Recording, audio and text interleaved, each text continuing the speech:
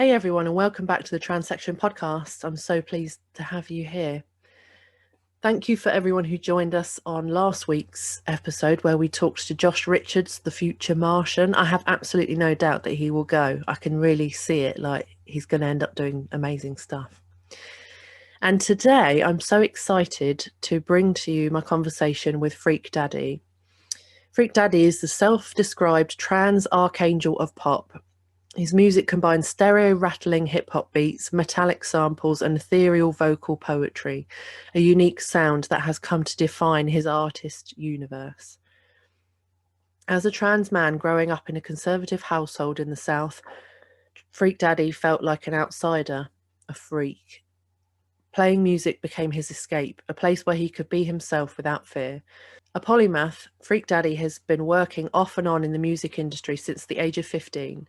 He's been writing and producing his music for over a decade, but this project is sure to be his magnum opus. So before we get on with our interview today, please remember to go and find us on social media: Facebook, The Transection Podcast, Instagram @Transection Podcast, Twitter @TransectionP, and TikTok @Transection Podcast. I would love to connect with you. Without further ado, here is this week's interview with FreakDaddy. In a time of great change, we're all making efforts to become more ethical, more educated people. The Transection podcast interviews people from many different backgrounds to bring different aspects of human rights to life through humour, authenticity, and personal stories. We are privileged to get a glimpse into different people's realities and to get first-hand advice and information from people on the front line of great social change. I'm Harris Eddie Hill, inclusive coach, speaker and educator, and this is the Transection Podcast.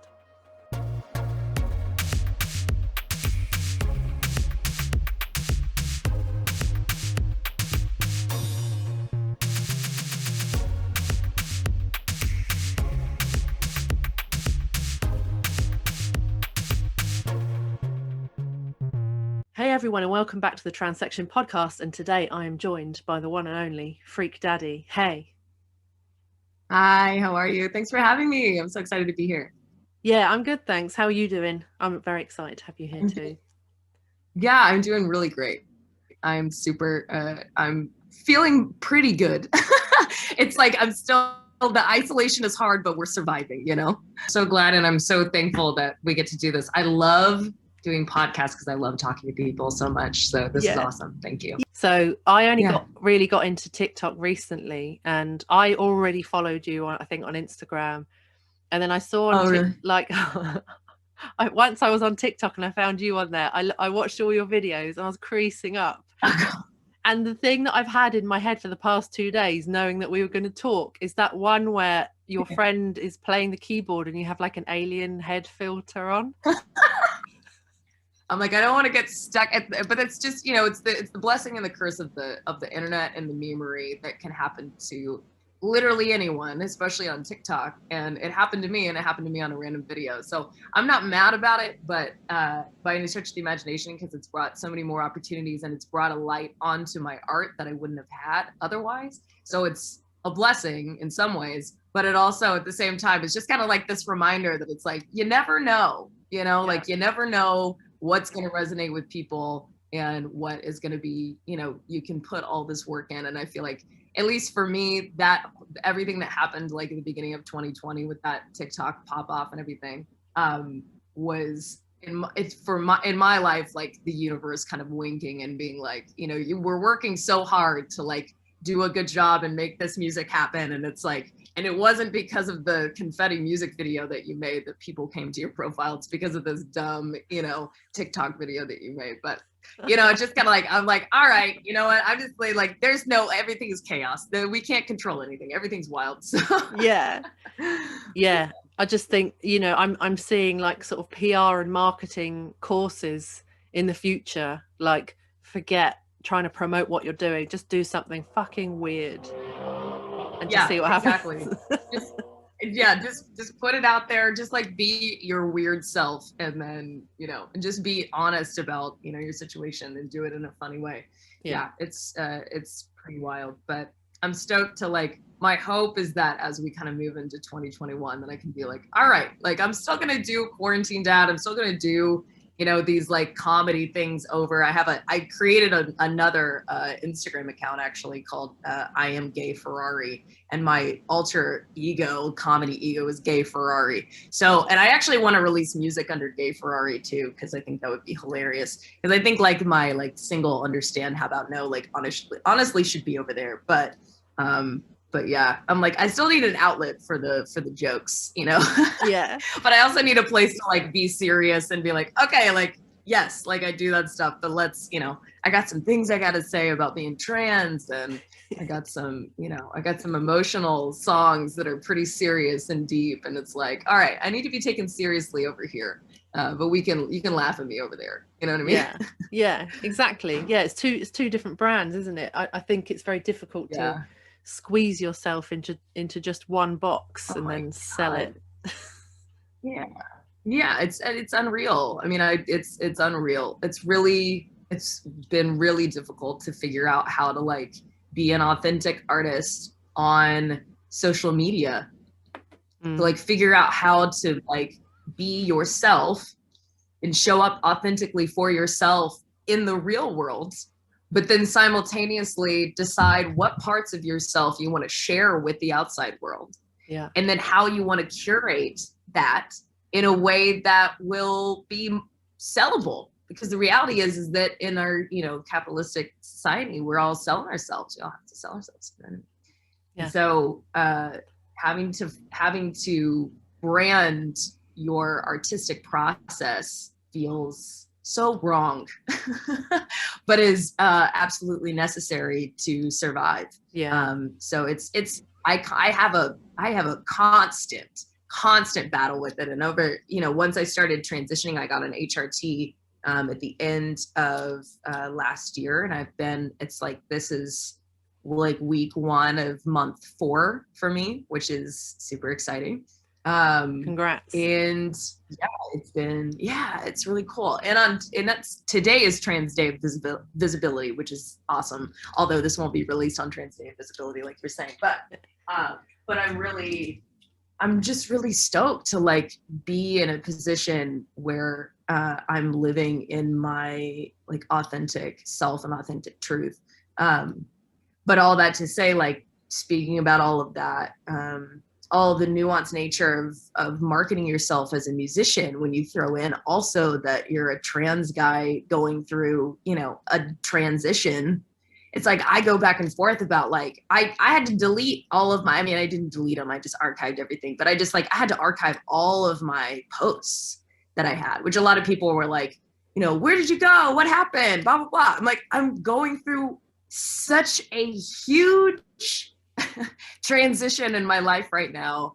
Like, I can't even begin to describe to you the things that I'm feeling and the things that I'm going through. And frankly, it's like, I need to archive this old part of myself so that I can allow a new self to emerge and then reconcile with the person that I always have been. You know what I mean? But there's just this ebb and flow in this relationship that I'm in with myself, where I have to be honest with myself and do what I need, and do what I need at whatever time.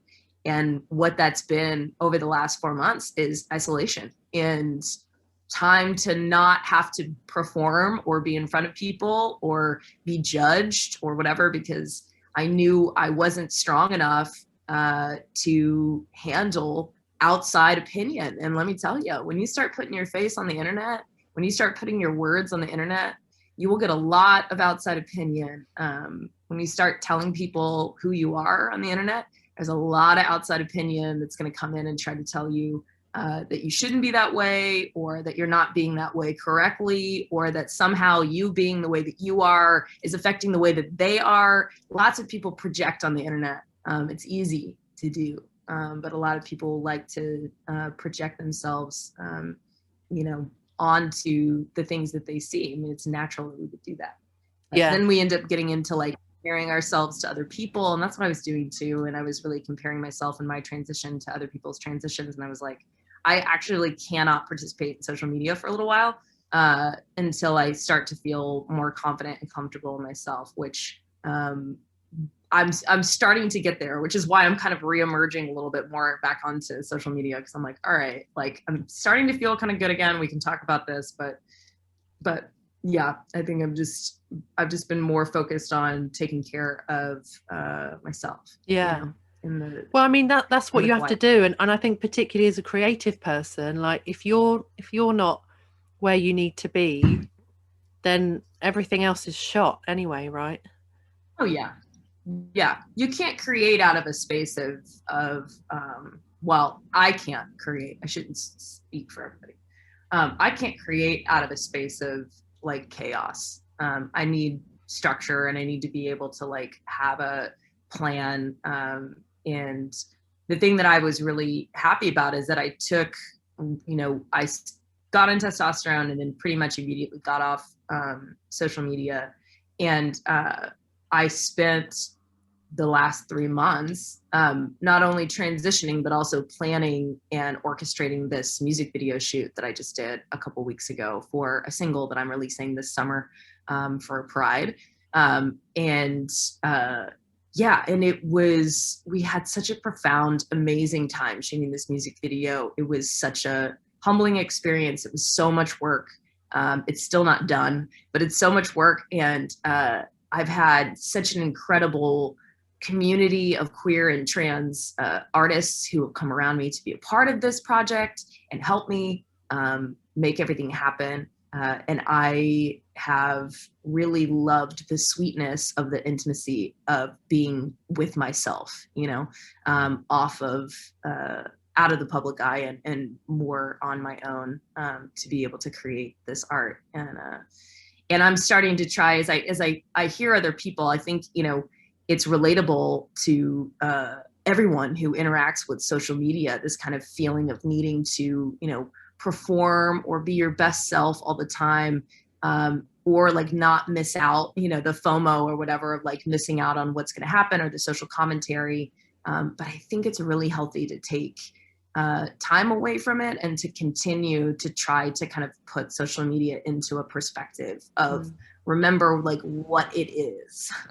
It is not life, it is a tool that we use to communicate with each other and to promote ourselves and sell products. It's mostly, capitalism, Yeah. So just like understanding what that is and what it is that you're participating in, rather than making it something that's about your identity. It's like, no, my identity is mine and I choose to share it, on social media platforms.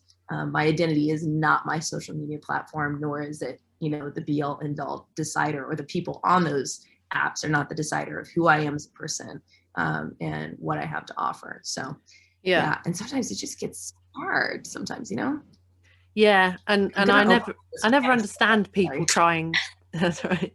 I never understand people trying to kind of police somebody else in who they are and what they identify as, because it's like, but that, when in the history has someone turned around and been like, oh, you're right, we'll do it your way.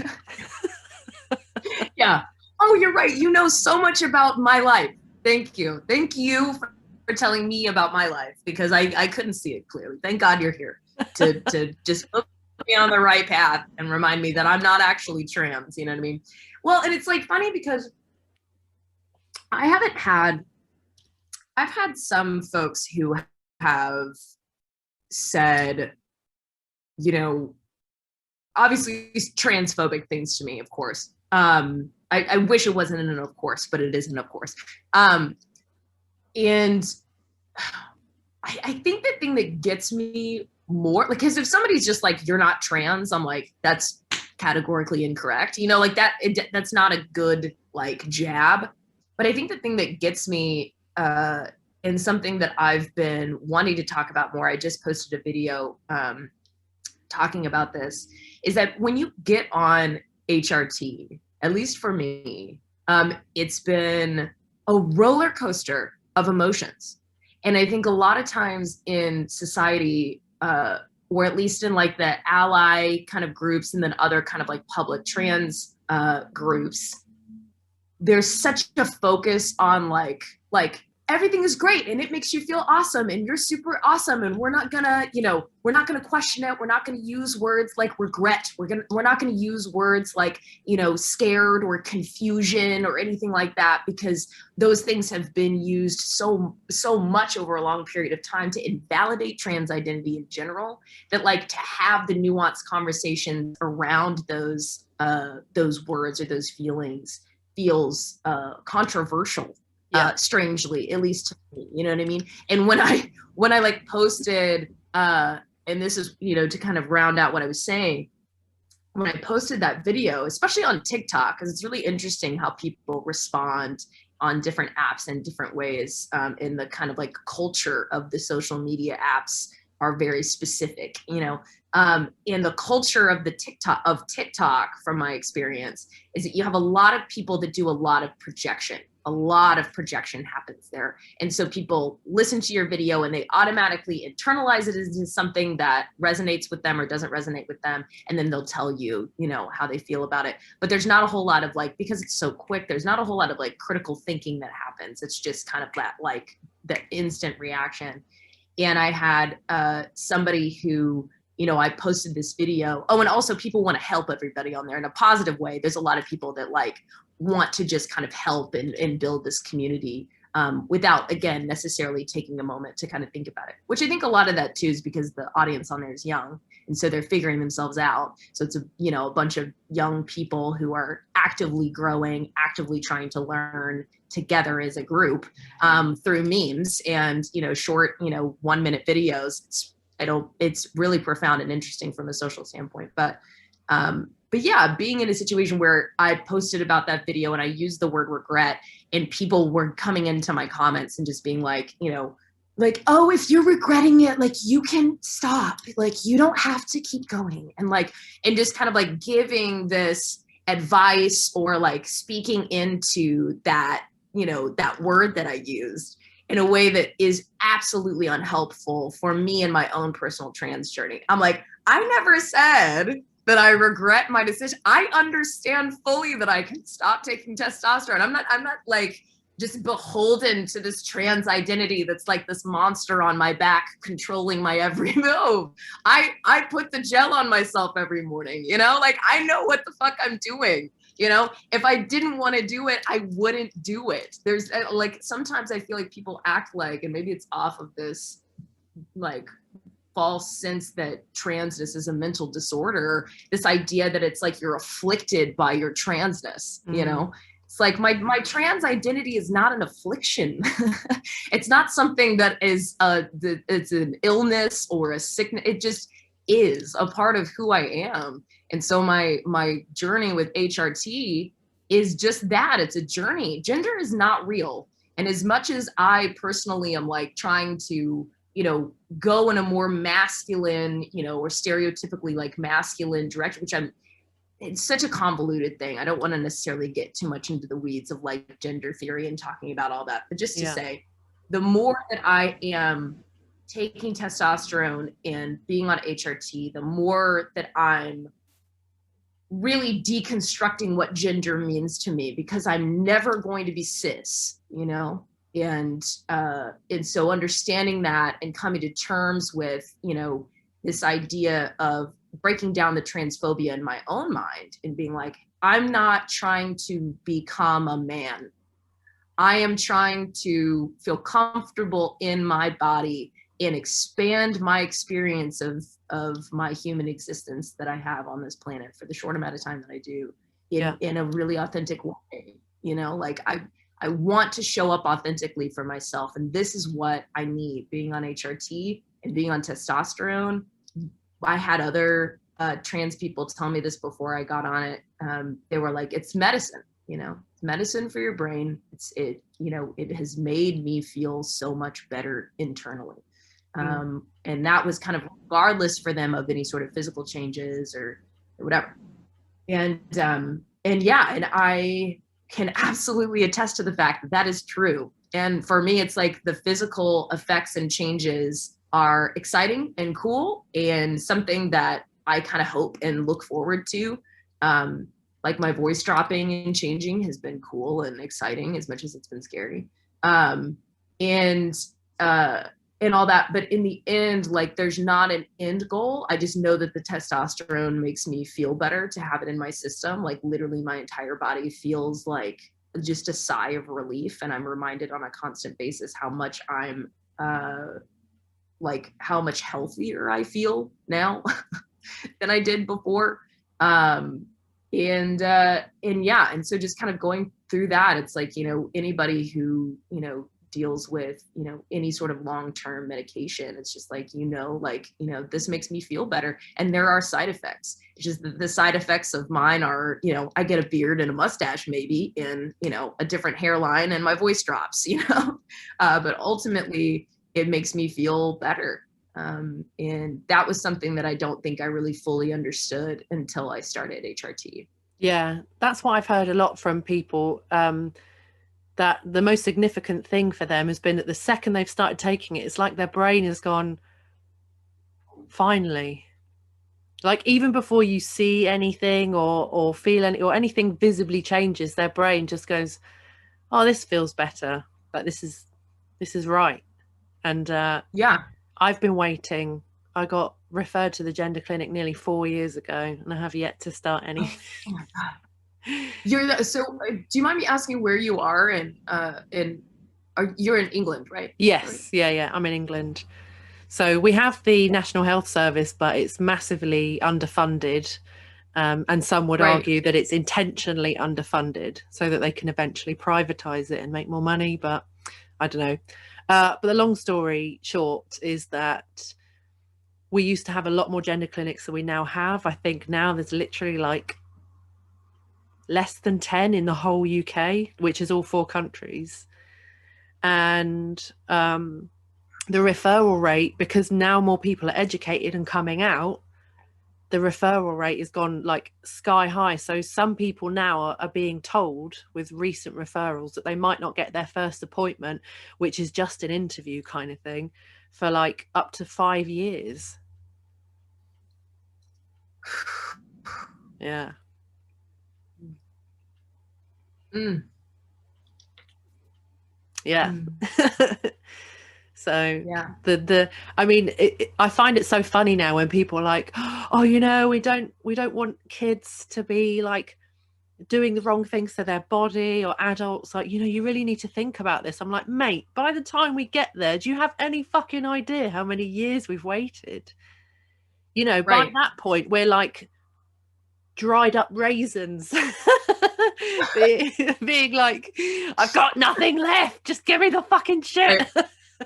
Mm. Yeah. I mean, it's the yeah. I have another friend of mine. I was asking, I figured that you were in England, but I have at least one other friend of mine there too, who has been waiting for testosterone and also waiting for top surgery as well. And it's just kind of like, well, they'll like give me updates, and they're like, oh, I got an appointment or something. And I'm like, oh, that's awesome. And they're like, yeah, but it's just the consultation, and it's going to be another, you know, year or so. I don't know when I'm going to get, you know, the next thing.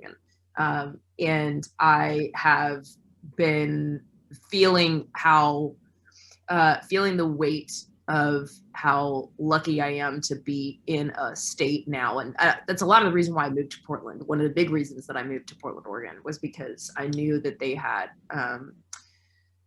more trans healthcare just kind of baked in to their Medicaid. And I was like, okay, well, this is going to be maybe a better option for me. And it has been like huge. I don't know what I would do if I didn't have access to this. And I waited for a year before I got on HRT. And I, you know, depending on the person, sure, I think that it can be great to give people time to think about whether or not they want to make this decision for themselves. But forcing someone to take time to decide a decision, make this decision for themselves, I think is absolutely inhumane.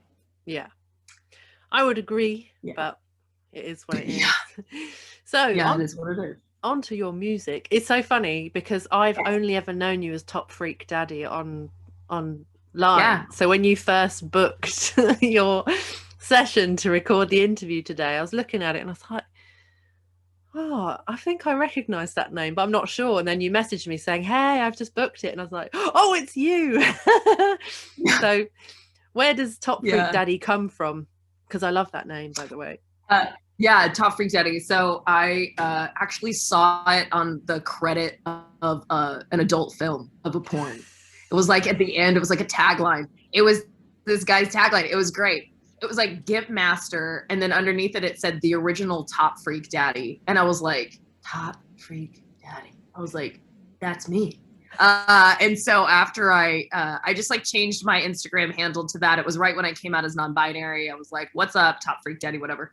And it's been this kind of weird, it's been this strange kind of like omen of the future, because when I first used it, I didn't have any plans of doing music again. I didn't have any plans of coming back into the music scene. I've been in the music scene since I was like 15 years old, and had several projects that really didn't go anywhere, and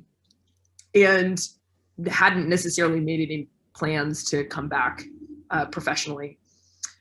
But yeah, so picked that up. I like messaged the guy who because his email was at the like end of it. It was wild, you know, whatever. So I like emailed him and I was like, hey, I really love Top Freak Daddy, and I want you to know that it inspired me, and I'm gonna do this if that's cool with you. And he's like, yeah, that's fine. But I had Top Freak Daddy for a while, and then when I went to go release my first single, Confetti, the producer that worked on that song with me, Saint Pressure, he pulled me to the side. I was working at this this nightclub in Nashville, this like Miami style like nightclub. I've got like a tray full of drinks, and I'm like trying to walk around in these high heel shoes, and my buddy stops me, and Saint Pressure stopped me, and he was just like, hey, I've been meaning to ask you, like, what are you gonna go by, like your artist name or whatever?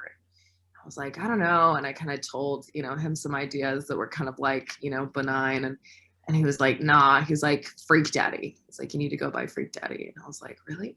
He's like, yeah. And I was like, all right, like, yeah, let's do it. And I feel like I am so grateful to him for that, because I really feel like he saw, I guess, kind of a part of myself that I hadn't even really seen in myself, I suppose.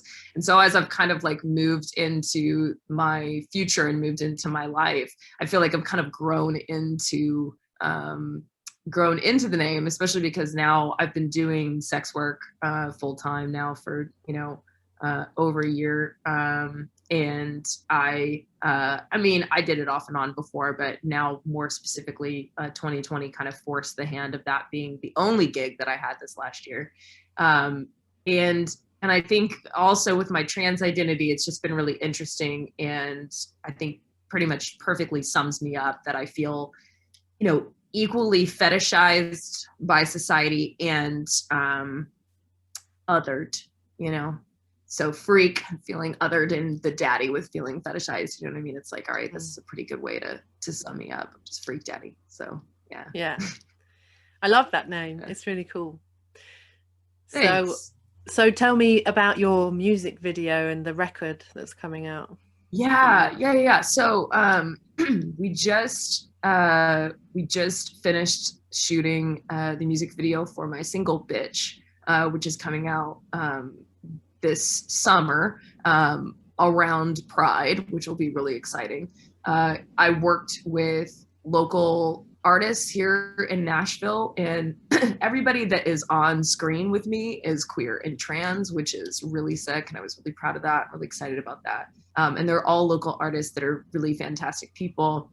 We're going to try to shoot a documentary prior, just kind of about the behind the scenes about the music video. And I'm hopeful that we'll be able to highlight some of those folks so everybody can get to know them, because there's some really, really rad people here that I've been very lucky to become friends with. But yeah, we did the music video. It was really, it was such an intense experience to try to do a music video in an ethical and safe way during COVID. Has been really interesting, especially when you're like an independent artist like I am, and I'm self-funding everything, you know, with my sex work money. So it's just like, it it was a lot of budgeting. It was a lot of fear. I was calling my friends several times, just being like, I don't know if I can afford this. I don't know if I can strap together. And like, I'm just going to be eating beans for a long time. And my friends are like, you can do it. You can do it. So I'm just really glad that I had a lot of friends around me that were supporting me through it all. But yeah, we had a really great time. We had some really, just really, really exciting, like maybe a little bit sketchy, just like scenes and stuff like that. That we did. And I only say sketchy just for like safety standpoint. We have some really fun kind of action moments and stuff like that we all did just like DIY. And it's really exciting. We're going to review the footage on Sunday actually and start the process of finalizing the edit. And I'm really stoked about doing that. So you're catching like right after it happened. I've been having like a come down from it because it's so great to have all that community and to have people around me and fellow artists and trans people around me. But yeah, so I'm going to release the music video, like I said, for my single Bitch. And then I'm going to be releasing a record after that called SGSM, which stands for Sorry God, Sorry Mom. And that's going to be coming out hopefully in the fall of this year. Yeah. Nice. That's so exciting. Yeah. I'm excited. Yeah. And I think having that supporting job that's getting you, that's your sort of bread and butter money is, yeah. I think it's, so many of us creative types have to do that for a while. But what got, if you want to talk about it, what got you into that, and like, how was it trying that stuff out for the first time? Sex work specifically? Yeah. So I've always wanted to do sex work. It's been something that I have just wanted to do secretly for a very long time in my life. I'm an exhibitionist. I like the experience of having sexual experiences with people and just being a sexual person. It's fun. It's awesome. Yeah. And so I really loved the eroticism of dance and the eroticism of kind of being alluring and being the center of attention and whatever, always being a performer. I loved this idea of wanting to strip and dance and all that. So one of the things I was really excited about when I moved to Portland was to start dancing, which I did. And I got a job at a local club, which ended because of, or has gotten drastically diminished because of COVID, as you can understand. I ended up, I had been cam modeling kind of off and on because I have, as you were just talking about and probably fully understand, I have multiple jobs, right, that kind of like paid the bills. And when I had originally gotten into cam modeling, I was really doing it kind of as side money, right? It was like something I was doing every once in a while, and I wasn't putting a ton of energy and effort into, aside from just like, enough to be able to get me, to make it worth my while. But then once COVID happened and I lost all of the gigs that I had for 2020, and then the club, shut down or closed for a period of time, I was like, well, the only option I really have is to start really focusing on cam modeling and doing that, full time. And so I did. And that's how I've been surviving. And it's been such an incredible experience. I love being a sex worker. It's something that I'm really proud of. And I've been really proud of myself for how I've been able to sustain myself with my sex work.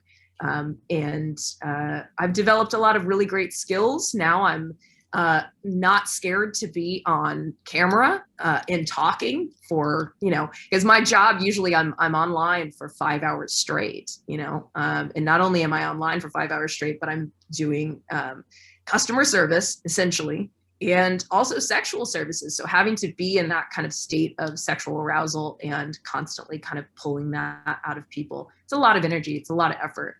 And it's really made me a strong and resilient person too, because being on some of these, cam sites and stuff like that, you deal with a lot of just people that are not great, and so you have to just really navigate that too, and you really have to know yourself and be strong. And I'm a dom on the internet too, so it's it has been really healing for me in my own like past with trauma too, because it's been something that has allowed me to find kind of my strength and to remind myself that I'm not in a state of vulnerability or victimhood, and that I can have control and power over my sexual experiences. So I'd say the only thing that's been tough about it is that I do present femme. I list myself as NB, which the sex work world is incredibly binary. And it's also very much all about fetishization. No one is surprised. So being a trans guy who is on HRT, but is not passing as a, man or whatever, in the context of the way in which the internet in the porn world wants you to, means that I'm in this like weird kind of limbo zone of like, well, if I try to go over to trans TikTok, it's like I'm not masked enough for that, to be a trans man over there. And it's like, if I try to go over, so my only option right now is to continue to present femme, which, as I've been going through my transition, has been difficult and it's hard. And as my voice is like dropping and like cracking, and you can hear it now even when I'm talking, like I wonder every single day when I get on there, like, oh God, are they gonna figure it out? Because a lot of my clientele are cis dudes, and a lot of them are not educated in trans identity and are not, aware of all this. So I'm just kind of like, oh God. So it's equal parts liberating and exciting and wonderful and freeing, and also scary and vulnerable and difficult. And because I have fears around being kind of essentially having like these cis men come back and be like, hey, I didn't know you were trans, or getting upset about that, or wanting to hurt me because I've like tricked them or whatever, is something that I've definitely been afraid of, and have not directly dealt with yet, but I'm just very cognizant of that. So I'm pretty much constantly a little bit afraid for my safety. Not only just, I think sex workers deal with that sort of fear all the time, but especially as a trans sex worker, I'm like, there's that extra layer, and there's very little protections for trans people when they are murdered, which is disgusting and horrible and horrific. This idea that someone could be in a panic, and it usually happens around sexual experiences. So it's like trans sex workers are at the highest risk of being involved in a case where somebody can claim trans panic and murder you for no reason. So all of those things, it's heavy, but there's also a long legacy of trans women and trans men who have done, and non-binary folks who have been doing sex work for a very, very long time, long before I ever came into the world. So it feels like kind of this sacred space in my trans journey of just kind of like, I have a reverence for it, I think, and understanding that this is something that many trans people have done before me, and that there is beauty here as much as anywhere else.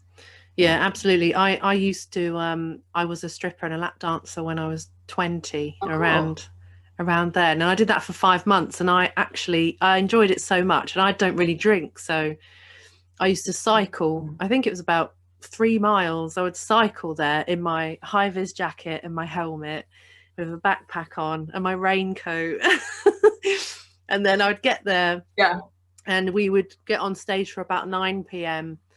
and we would finish at 6 in the morning. And like halfway through the evening, I would get my Tupperware of pasta and put it in the microwave, and like have this sort of second dinner,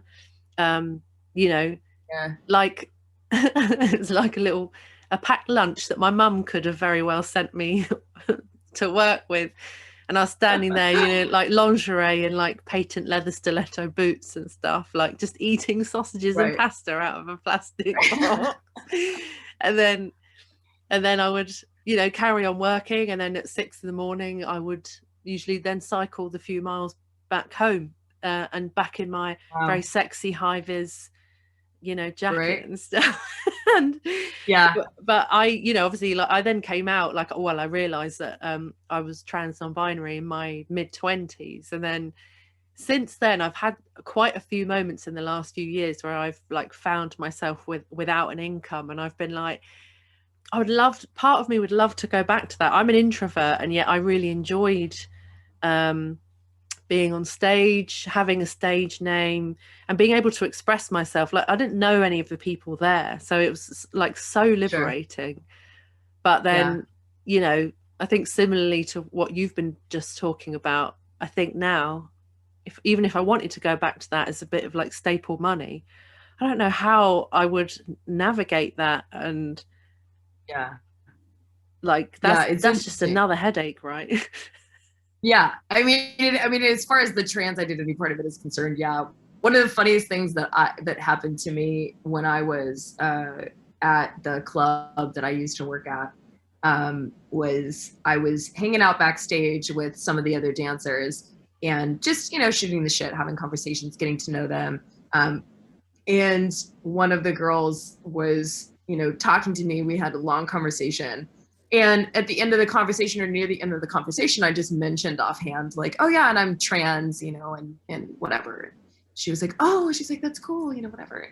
And then we kind of finished the conversation and we were quiet. And then I could tell she was like thinking about something. And then she turns to me and she's just like, hey, I just wanted to apologize to you for saying dude and man so much to you because I just do that, like naturally. I don't mean it to like, invalidate your gender. And I was like, oh no, I'm trans the other direction. Like you were fine the first time. I'm going the other way.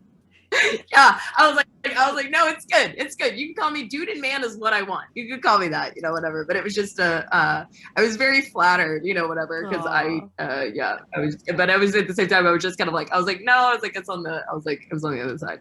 But it's difficult because I've thought about, how much I love to dance and how much I'm just like, oh fuck, like, as I continue to transition and take tea, depending on how it ends up affecting my body, like at what point do the physical changes like shift me out of being able to like present as like this femme person? Like those lines are so blurry for me and so difficult to determine that it's just kind of like I'm looking at my income now and I'm just kind of like, how, like, what is this going to look like in the future? You know what I mean? Like, how am I going to be able to navigate life as I transition and change? And I don't know yet, and I'm trying to look at it as like taking it a day at a time. I'm hopeful that society is shifting enough that we can, and I think my hope is that that our generation together can celebrate each other, in our sex work. I think it's already happening with, a lot of people getting on OnlyFans and a lot of people, not being as shame-ridden about their naked bodies, which is really fantastic and I think is really helpful to sex work just in general, not being something that is criminalized and demonized any longer.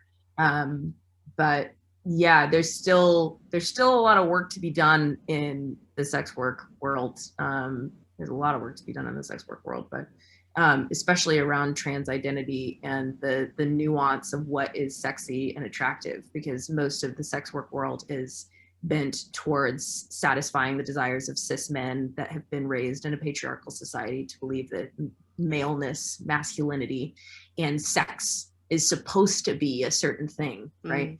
And deems everything else, it's supposed to be heteronormative and deems everything else, some sort of taboo, fetishization, whatever, outside of that heteronormativity.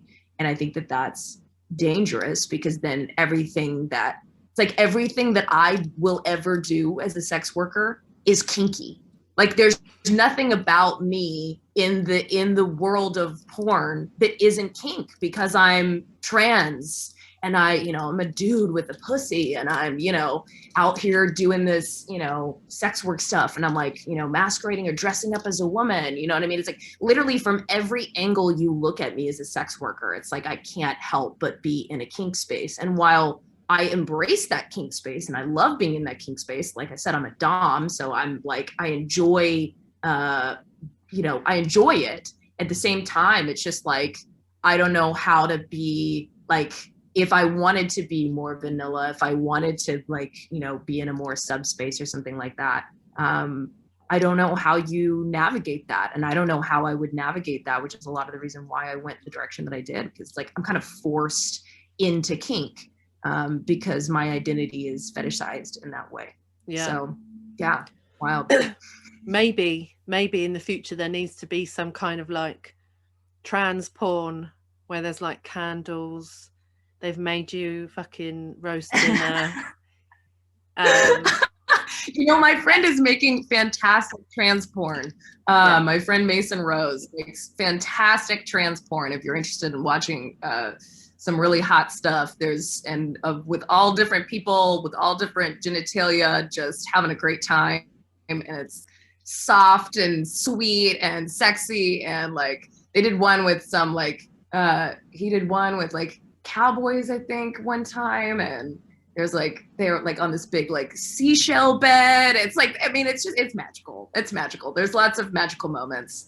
So definitely check out Mason Rose. There's trans pornographers that are happening. I really want to do more trans porn myself. That is soft and nice, but we just got to make it, we just got to create the space. And that's what I was talking about earlier about, like, I hope that our generation supports each other, because I think a lot of times, like, we look at the sex industry and we're like, because it is something that is primarily geared towards cis men. I think we all take for granted that it's like, okay, yeah, like get the cis man's money. Okay, cool. But like, we also need to support each other too, because if y'all aren't here, if our community isn't here in the sex work world with us, supporting us, then we're only ever going to be satisfying the needs of cis men. So the idea of us being able to revolutionize the sex work world is going to be impossible, because we need everyone else around us monetarily supporting, my friends, like I was saying, who are making this trans porn. It's like, if we want the industry to change, if we want it to be safe for trans sex workers, then we need to pay our friends who are making really cool sex work, stuff. So that's the only thing that like I get kind of bummed out about, because some of my, friends are like, oh, well, you can try to, just come out, just be yourself, just be fully yourself, and, whatever. And I'm like, yeah, that's all well and good, but I need other trans folks or people who enjoy the type of sex work that I do, or the type of videos that I make, to monetarily support me. Because if you don't, then I have to make videos for these cis dudes, and that's what I have to make, So it's just like, as a sex worker, you go where the money is. And sometimes, like right now, it's like, I don't want to keep, making these SPH, small penis humiliation videos for these, like, cis dudes. It's like, let's do some other shit. You know what I mean? I'll tell them that I can tell these dudes they're a piece of shit all day, and that's literally what I get paid to do. But I'm like, I would rather just like be sweet on another trans honey. You know what I mean? Like, I'd rather like have it be something where it's like, wow, look at your gender-free body. Wow, isn't that just so hot? We're all turned on. Like, that would be sick. That would be fantastic. Yeah. I also want to do some joke comedy porn. Yeah. I have these like comedy porn ideas that I want to do. Oh my God. I have this idea. I want to do one. It's called, I have this character here. Wait, we got to make this better. 1 second. Okay. So I have this character. And his name is General Fuckery. Okay. General Fuckery. I want to do like General Fuckery, breach at Anal Beach, General Fuckery, weapons of ass destruction, you know what I mean? And it's just basically me as a general, with a big strap on, and I'm just like, just going down the line, just absolutely annihilating any butt that gets in my way. And I think it's really I think there's, you know, but I want to do it like in front of a green screen. Like I don't want it to be good. You know, I want this to be something that is equally funny as much as it is anything else. But yeah, we just need more other sex workers that are doing their fucking shit and 100%, 100%. Yeah. I love it. I'm down. You tell me whatever it is that you're doing. I will flood my social media with whatever you say. It's like funny. I mean, I do have an OnlyFans. You know, I have a whole alter ego that I go by for my sex work. But yeah, I've like been debating. I haven't merged like FreakDaddy and my sex. I like keeping them separate. And I haven't really known how I've wanted to like kind of blur those lines. But it's available. It's out there. If anybody wants to know about it, you just reach out to me and I'll give you all the links. I got all the links. If you want to support me. Yeah, 100%, 100%. So is there anything that you want to leave people with? Like if people are listening to you, what do you think is the one takeaway that you want them to have from today? The one takeaway. Oh, I know that 2020 and coming into 2021 was really, really rough. And it has left a lot of us without very many spoons. And I know that, at least for me, it has been very difficult to remember what life was like before we went into the pandemic and before we went into this extreme isolation. And I, for one, have been feeling the weight of all of it and have been feeling really hopeless some days, really lost some days, really just kind of feeling disconnected. And then because of that, internalizing that disconnection is something that I have done wrong, because that's what my brain believes, right? Because our brains want to be a part of community so badly that when we're isolated for too long, we feel banished from that, you know, society. We feel shame around that and we feel sadness because we want to reconnect. And in this case, with the pandemic and this type of isolation, this forced isolation, or even this ethical isolation, you know, when we are trying to take care of each other by not being around one another, it presents this really weird internal nervous system situation that is really, really taxing. So just reminding everybody that it's like, take a deep breath, remind yourself that you're like, okay, and there is light at the end of the tunnel of this thing. And I, for one, want to hang out and hug everybody when we get to the other side of this thing and get all vaccinated and taken care of. So my encouragement is like, keep going, keep fucking going. Don't stop existing. You still matter. You know, even if you're behind closed doors and nobody sees you and you don't post anything on Instagram or whatever, you're still a human being that deserves love and attention and adoration and worthiness. And you're just incredible as a human being. So don't give up. Keep going. Keep surviving. You've gotten this far. Keep going. If anything, that's my major encouragement. If anything, do it out of spite if you've got nothing else. Yeah.